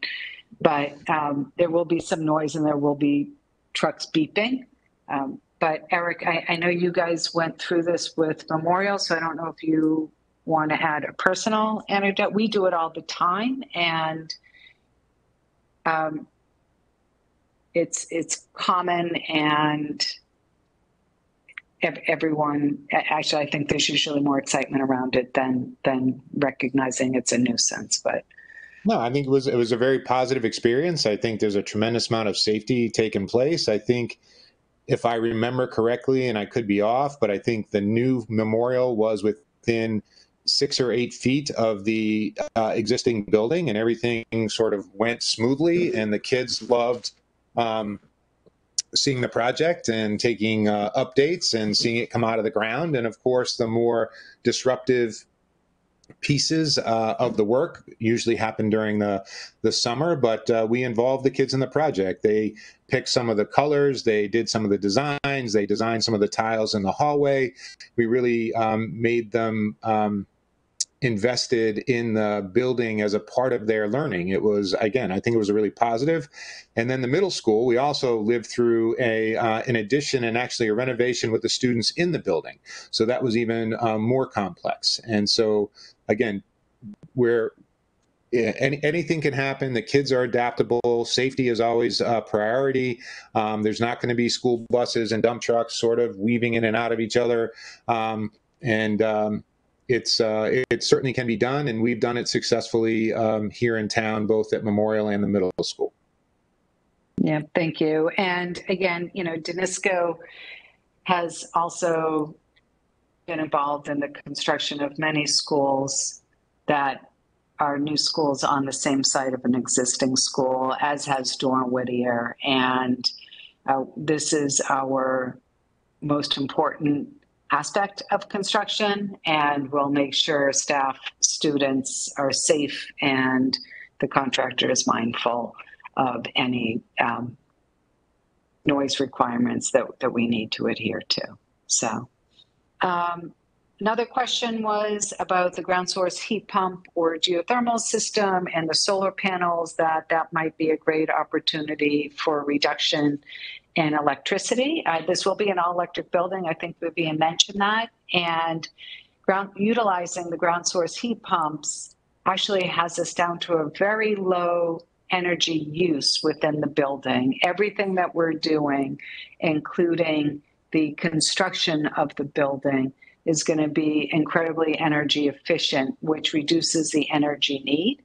And adding the solar panels onto the roof, as Vivian said, we are actually getting a calculation now to see how much that will offset the energy use. And then we're hoping that this will be close to a net zero energy building, whether that's purchasing or adding solar panels after the project is complete. And I'm going to add something, and I might regret this, but there's also a possible opportunity of perhaps putting solar in the parking lot that would actually make the building maybe even net positive. So it's not only going to hopefully, it will definitely reduce your energy use and cost and operational cost, but we're hoping that it actually is net zero, meaning it generates as much energy as you use. So an important question someone brought, Bob, before I keep going. Am I good? You are good, Donna. Okay. Another question that came up was the safety of staff and students in a foyer that perhaps seemed open. And thank you for pointing that out to us. I'm going to try to actually zoom in if everyone can see this a little bit better now. Safety is an incredibly important aspect of our design and design practice. We have spent a lot of time with the public safety personnel, as well as utilizing best practices. We have designed the entry so that it is a double vestibule. You need to be buzzed in to enter the first set of doors, and you will be meted and greeted at a window, if you want to say it, like a transaction window, to verify your credentials, that you belong here, you check in. And then at that point, when your credentials have been verified, you are then allowed to enter into the building. So this is a really important aspect of the safety for staff and for students. So it is not an open foyer. You are checked before you can actually enter into the building. The other aspect, unlike Fox Hill, is that we have very few doors, and that's really important as well. We have the main entry. All doors will be locked. And so you need, an access card or a swipe to enter the building, or you are buzzed in through the front door. We have only 4 doors, with the exception of some emergency egress for the gymnasium and the cafeteria, but we only have 4 doors to access into the building, unlike the current design. So that's always a really important aspect when we're talking about the safety of staff and students. Kids can't just prop open doors, and people have access into the building throughout, and there will be card readers. So if a staff member actually leaves the district, not a problem. You just, go into the system and delete them from the system so they don't have access into the building either. So that was the safety. And then I think I did answer this question to Wendy, is we've had an amazing time getting to know all of the staff that will be in this building. For the past year and a half, actually, we have met with especially all of the service providers, the OT, occupational therapy, physical therapy, speech language pathologists, your RTI staff, your tutors, your literacy specialists, your math specialists, I could go on and on and on. We spent so much time with each one of these staff members to make sure that we were appropriating the right amount of space for the services that they provide in these spaces, as well as making sure that any special accommodations are met as we start thinking about the design of their spaces. For example, physical therapy, they require a swing. And so we wanted to make sure that we have understand that, we know where it should be positioned, we make sure that the structure of that space can support the swing or multiple swings. So it's really actually been an amazing experience getting to know everyone. And yes, we have met with everyone. We'll continue to do so as we move forward with the design. I think I'll keep looking, but Bob, feel free if there's some other questions that you're seeing that I'm not seeing.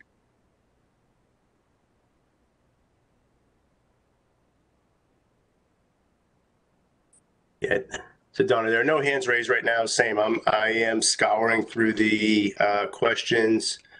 Let me see. Under 15%.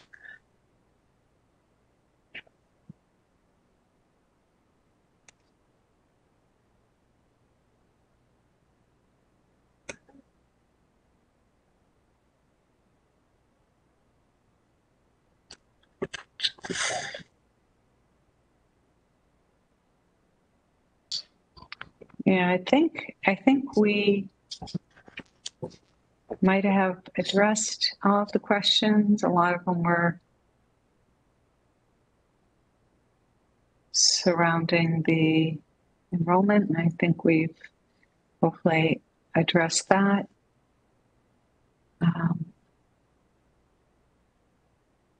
Yeah, I've scoured them as well. Maybe as people think, if anyone has any other questions, but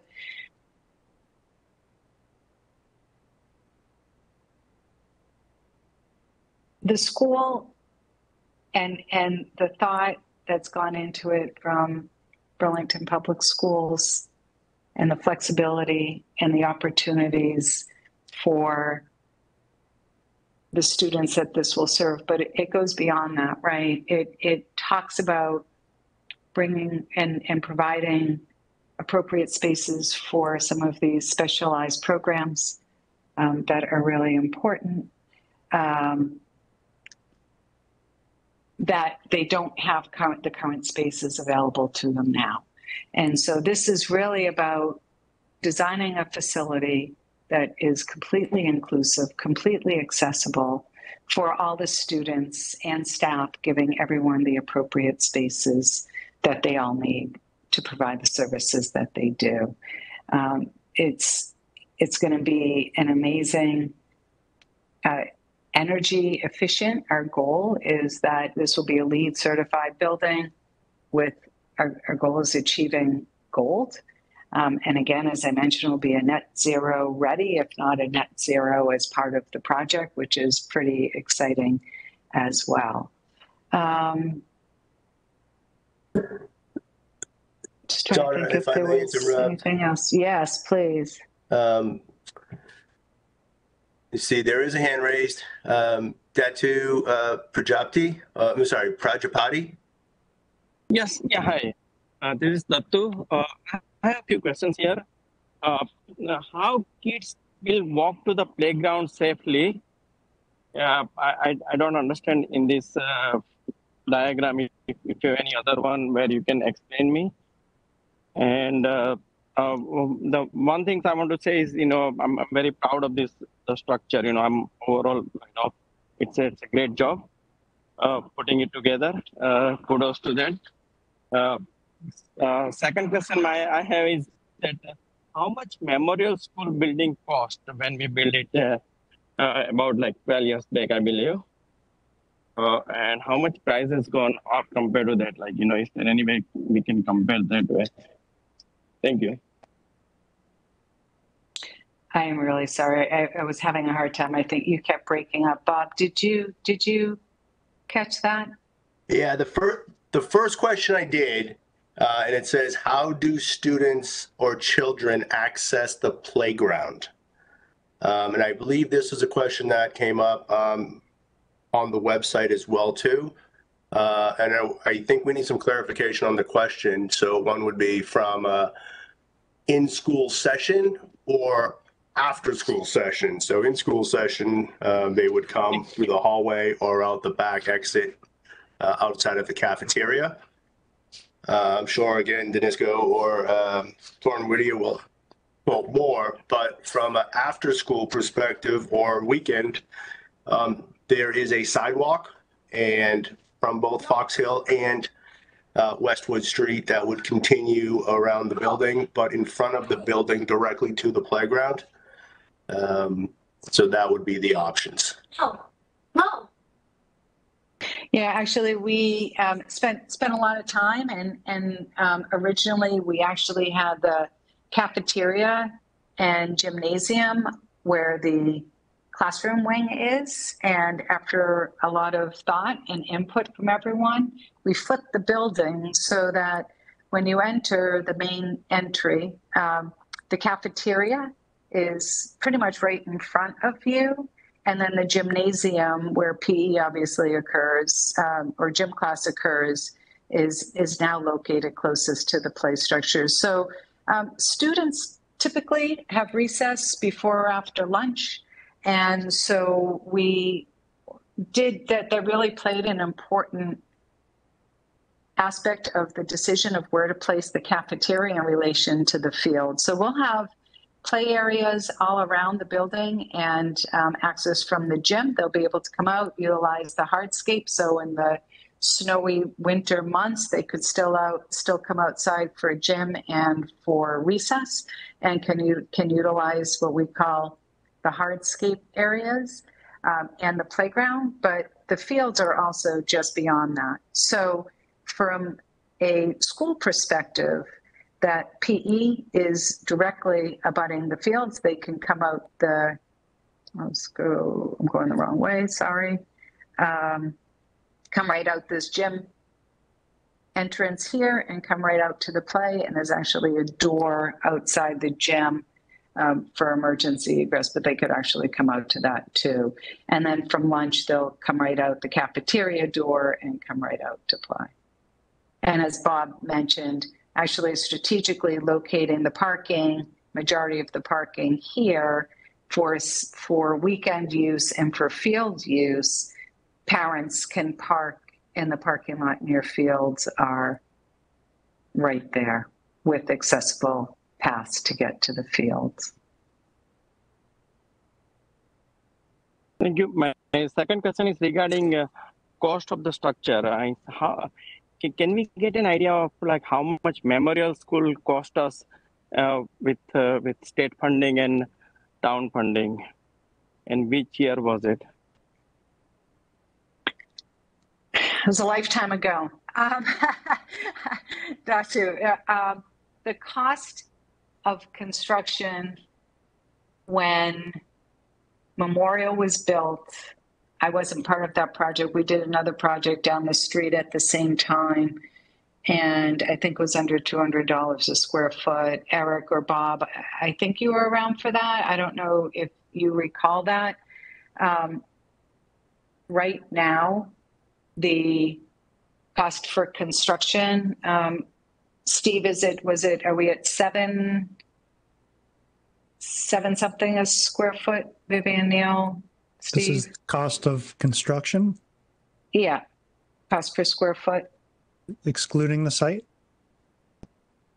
Inclusive, just the overall cost of the overall construction cost. I think it was $769 or something. I see people looking feverishly for me, but that's exactly what we're doing. At Memorial, I believe it was somewhere around $200 a square foot compared to the cost of construction today. Maybe a little higher than that, Donna. Maybe 250, but was it? Again, was it 250?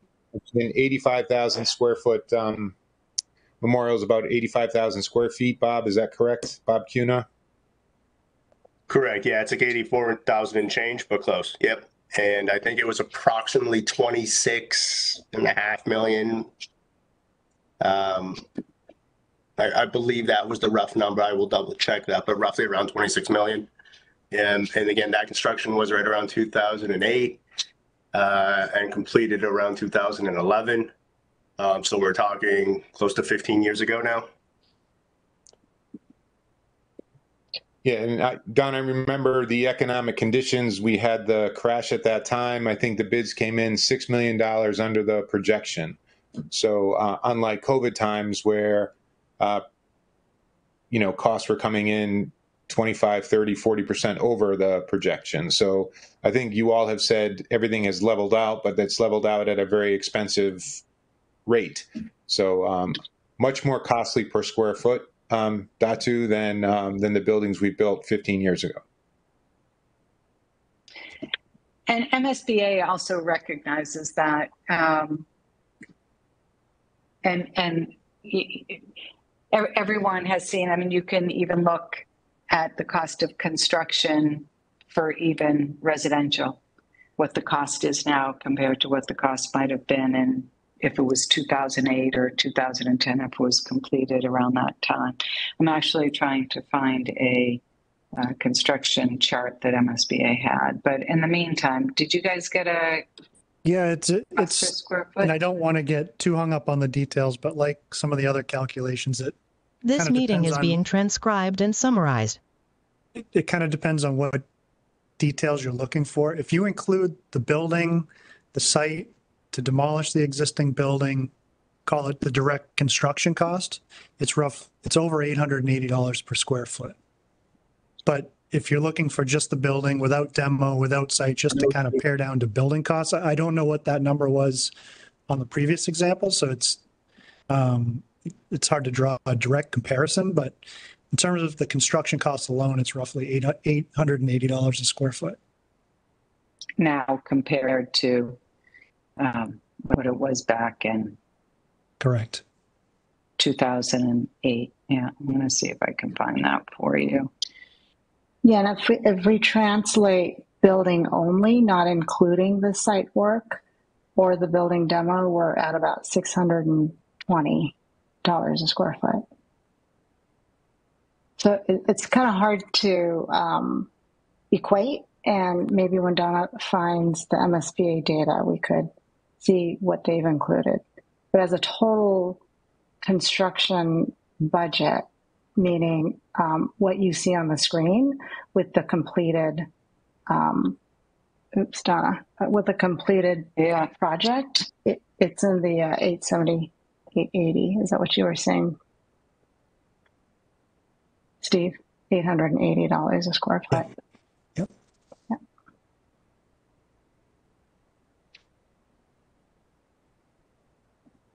Thank you. Thank you.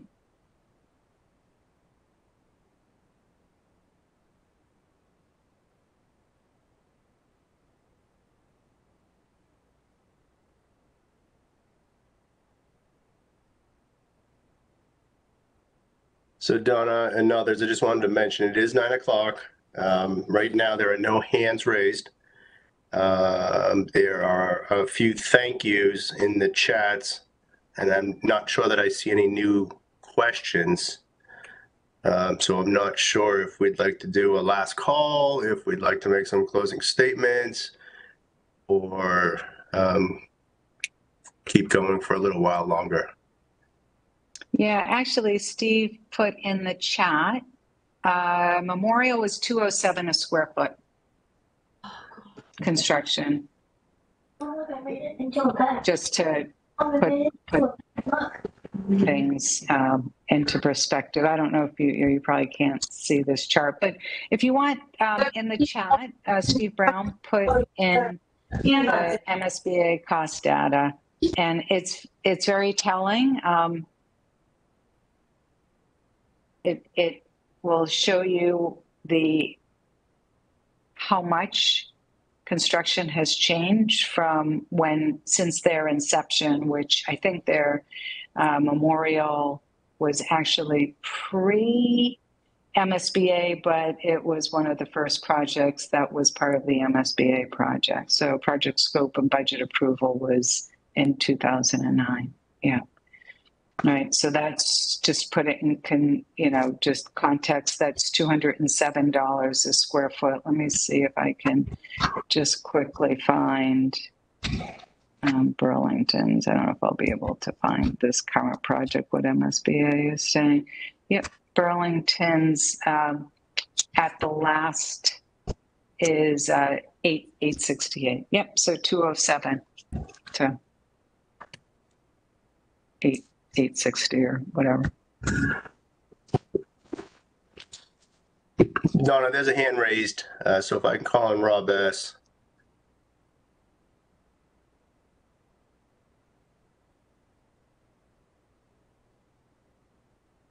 Rob S., you'll need to unmute, please. I'm sorry, thank you. It's Rob Schlansky. So I was extensively involved in those school building projects back in the day. Seems like a long time ago now. SBA was involved in both of them. I don't know what motivates the question about what the cost was. Clearly, construction costs have increased significantly since those days.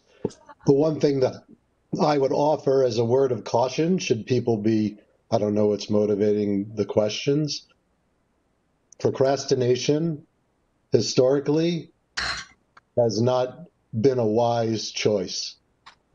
And that was true even for those projects where, for those of us who were around, you'll remember that there were multiple attempts to get both the middle school rebuild and the memorial funded. It took an awfully long time. And by the time it got approved, I don't remember how long it took, 3-4 years, the costs had doubled from what they were when we originally considered it. So a lot of people who were concerned about saving the town money didn't end up doing so by delaying those initiatives. And I can't imagine that it would be any different now. The costs are what they are, and we'd be wise if we believe that there's a need for this to move quickly, particularly if the SBA is preparing to invest in the way they are in our initiative. Yeah, thank you. That's a good question. What was the why was that question raised?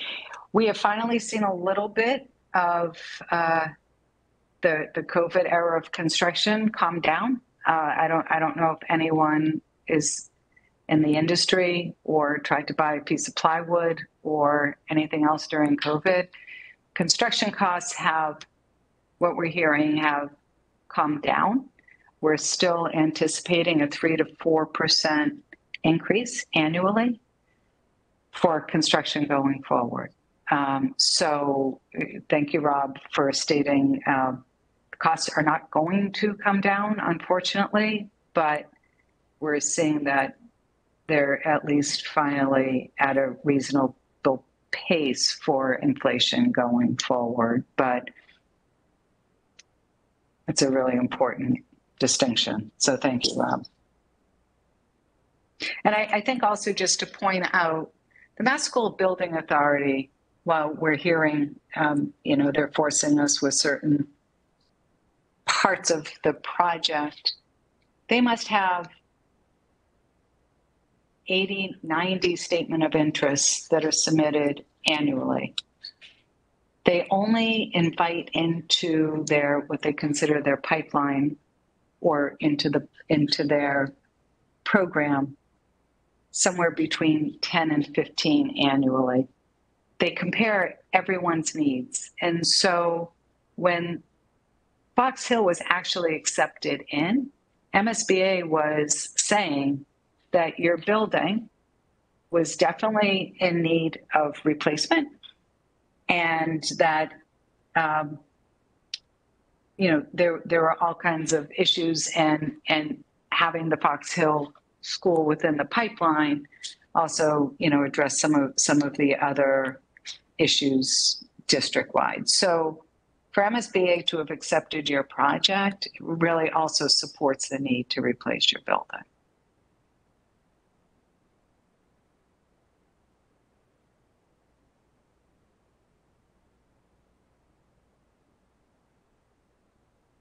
And Donna, just to that, our overall success rate as a community with MSBA is also something that I think the community should be proud of. We've gotten 3 projects approved over 15 years, and the MSBA staff and board have said not many communities have that level of success in the grant program. So again, this is, I think, also reflects well on the town of Burlington, as well as you mentioned, stating the need. The need is not going away.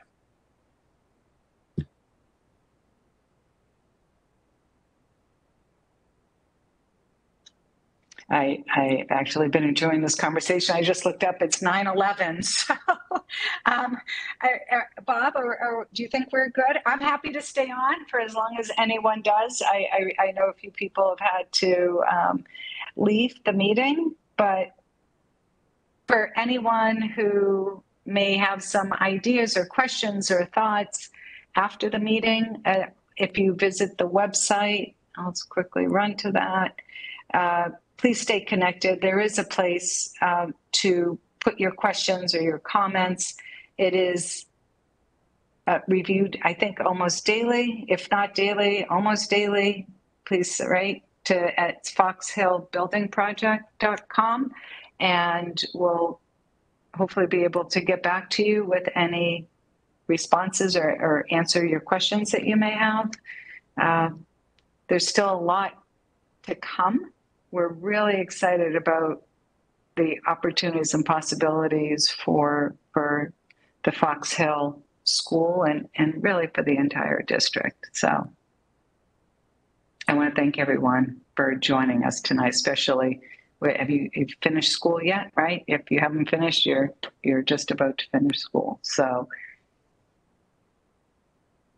enjoy your summer, everyone, but please keep checking back. And I know we try to reach out as much as we can with updated information. And we wish you all a wonderful summer.